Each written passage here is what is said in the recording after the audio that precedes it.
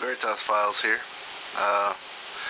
Just down doing some inventory of food supplies, and have recently watched a video of StormCloudsGathering in which he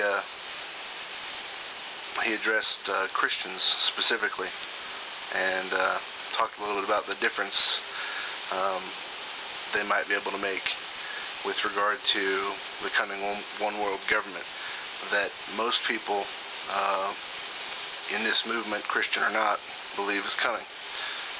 So I wanted to say a few things about that. Myself being a Christian, follower of Jesus Christ,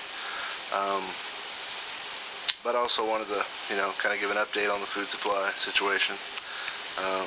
Just again doing a little inventory here. Got a few different things stocked. I don't know how much of that is actually readable, but anyway, thought I'd give you guys a look real quick. This is about a 6-month supply of canned foods.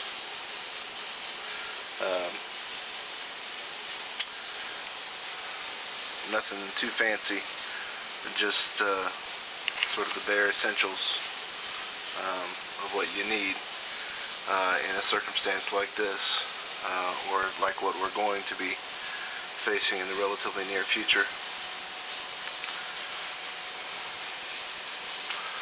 And there's really nothing too interesting about this, but a lot of people seem to, this is for my wife, by the way.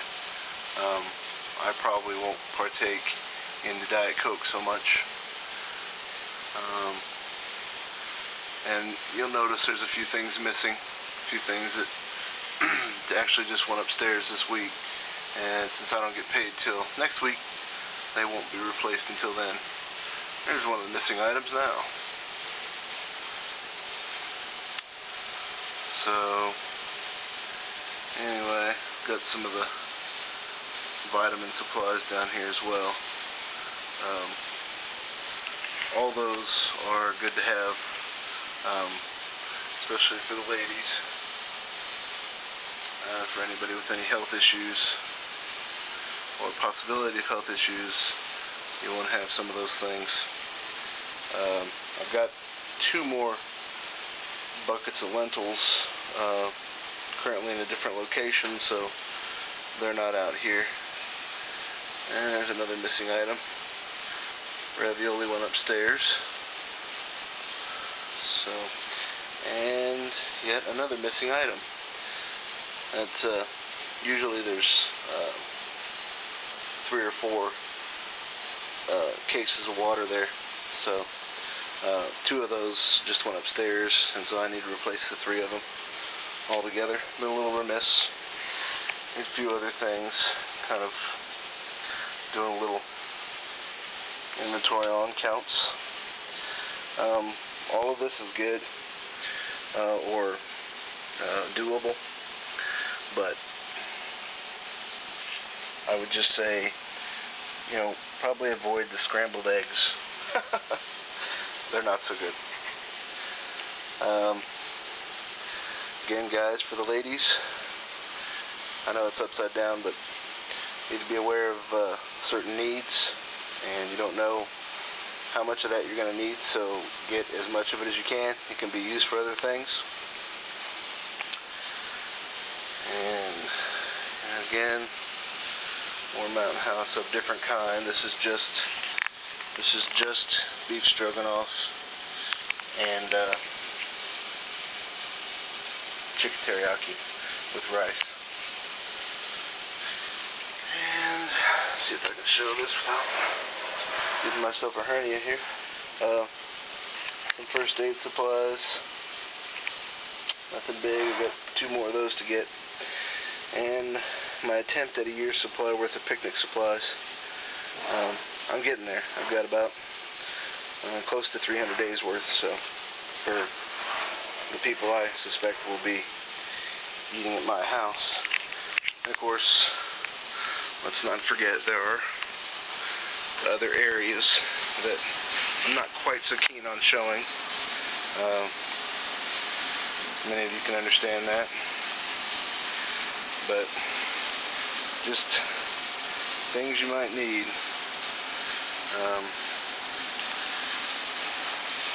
No, these are not the same waters that I had in here last time.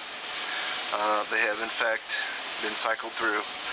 Every one of the cases that you saw in the last video is actually gone. These are brand new.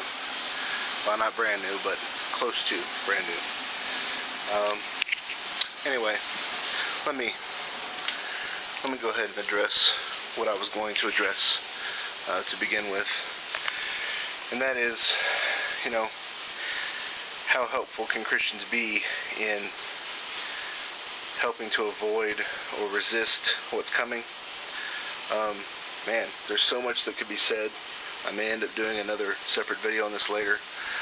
But the first thing I'll say is that if it is your position that the Bible is in fact true, and that prophecy is in fact a declaration of what will happen in the future, that means by nature it is impossible. Let me repeat that. By nature it is impossible to avoid what will happen. Okay? It will happen a certain way, and it cannot happen any other way, though our free will is preserved.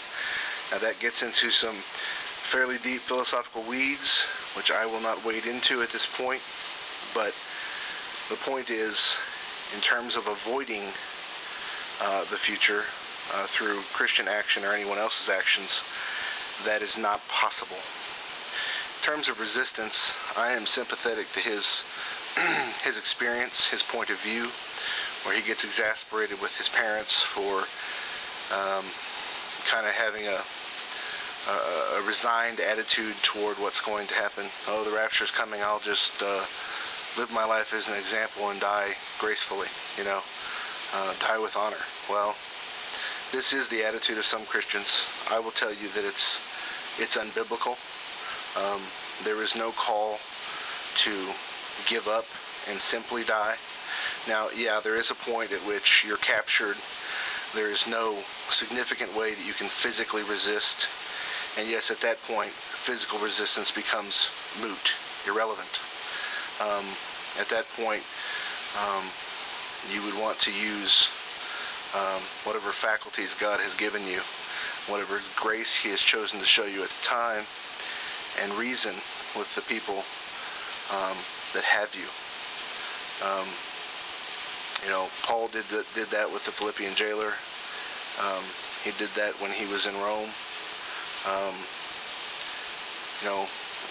That's going to be the best bet for Christians. The other thing I will say is that expecting Christians who make up, maybe 29% of the voting bloc in the United States to be adequate resistance or any kind of significant resistance is probably, and I don't mean this as offense, I just mean this as a matter of an expression of my own opinion. You can look at the Barna Research Group and find out what information they have, but Christians are quite simply too